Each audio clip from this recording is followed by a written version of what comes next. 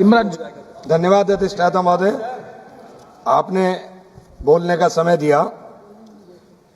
मैं मान्यवर उस जमीन से आता हूं जो सरजमीन गंगा और जमुना के बीच में है और गंगा और जमुना की तहजीब को वो पोसने का काम करती है। एक तरफ मां शाकुंभरी की सिद्धपीठ है, दूसरी तरफ दारुल उलूम देवबंद है। मैंने लास्ट टाइम भी एक डिमांड रखी थी माननीय मंत्री जी से कि सहारनपुर के रेलवे स्टेशन का नामांकन मां शाकुंभरी देवी के नाम पर कर दिया जाए। मैं माननीय रेल मंत्री जी से आग्रह करना चाहता हूं, बहैसियत मुसलमान आपसे एक डिमांड कर रहा हूं और बहुत अपने क्षेत्र की बड़ी डिमांड कर रहा हूं। और देवबंद जिसने जंग आज़ादी की लड़ाई में दारुल उलूम का एक अहम किरदार रहा हो, वहां फ्रीडम फाइटर मौलाना हुसैन अहमद मदनी साहब के नाम पर देवबंद के रेलवे स्टेशन का नामांकन कर दिया जाए। आपने जो वादे किए, निश्चित रूप से मैं अपने जनपद के लिए तरफ से आपका धन्यवाद करता हूं कि आपने वंदे भारत लखनऊ स्टार्ट की।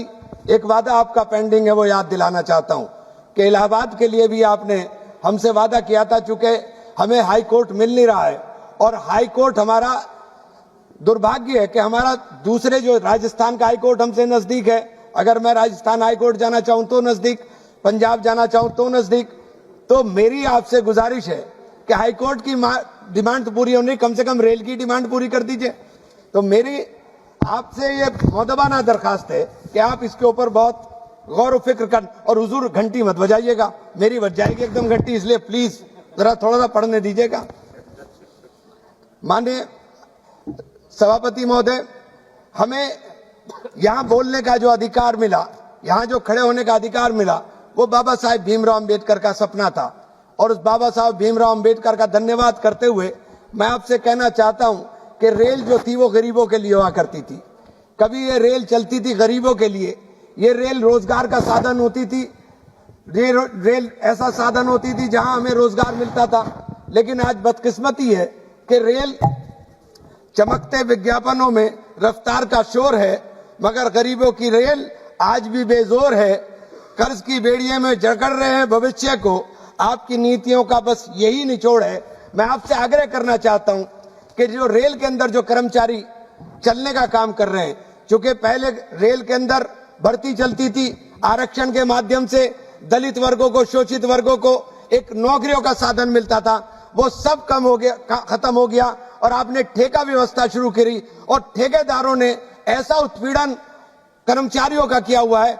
मैं आ रहा था लखनऊ से वंदे भारत ट्रेन से, तो उस ट्रेन के अंदर जो कर्मचारी थे, उनकी व्यथा सुनकर के मेरी आंख के अंदर आंसू आ गए।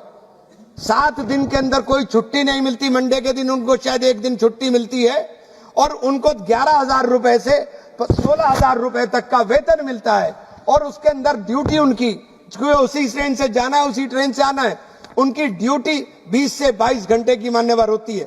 तो ये इतनी खतरनाक स्थिति है कि जो न्यूनतम वेजेस मिलने चाहिए, वो न्यूनतम वेजेस भी रेलवे के अंदर ठेकेदार, हो सकता है कि मंत्री जी की जानकारी में ना हो, मैं आपकी जानकारी में डालना चाहता हूं कि जो रेलवे के जो ठेकेदार हैं, वो इस कदर उत्पीड़न लोगों का कर रहे हैं, क्योंकि उन्होंने जो ठेके व्यवस्था के ऊपर सारी चीजें और गुणवत्ता के ऊपर, खास तौर से खाने के लिए हो या उसके अंदर सफाई की थोड़ी सी व्यवस्था तो मुझे सुधरी भी मिली। मैं ये बात भी कहना चाहता हूं कि सफाई की व्यवस्था सुधरी मिली, लेकिन उन लोगों का जो उत्पीड़न हो रहा है, खास तौर से उनको तनख्वाह नहीं मिलती। और वंदे भारत जैसी ट्रेन जिसमें सोने के लिए बर्थ भी नहीं है, तो आप उनकी स्थिति समझ लीजिए क्या होगी, कि उनकी स्थिति क्या होगी।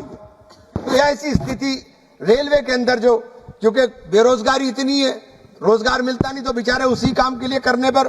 तो मैं माननीय मंत्री जी से आग्रह करूंगा कि आप इसके ऊपर खास तौर से विचार करें कि जो रेलवे के कर्मचारी हैं, जो रेलवे के अंदर चाहे वो ठेके पर ही काम कर रहे हो, वो हमारे और आपके ही है।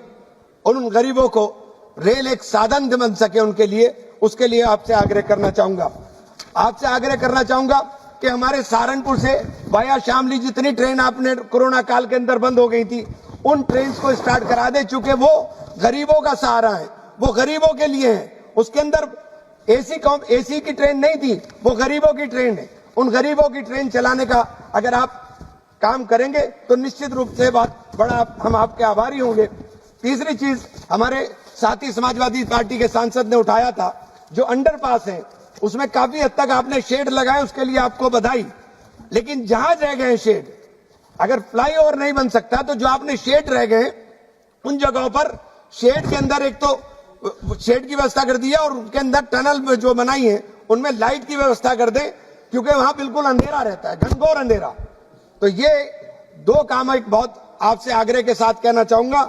और फिर आपने मुझे बोलने का मौका दिया, क्योंकि मैं माननीय अधिष्ठाता महोदय को देख रहा हूं कि आप बार बार देख रहे हैं मेरी तरफ। मैं बस खत्म करने चाह रहा हूं।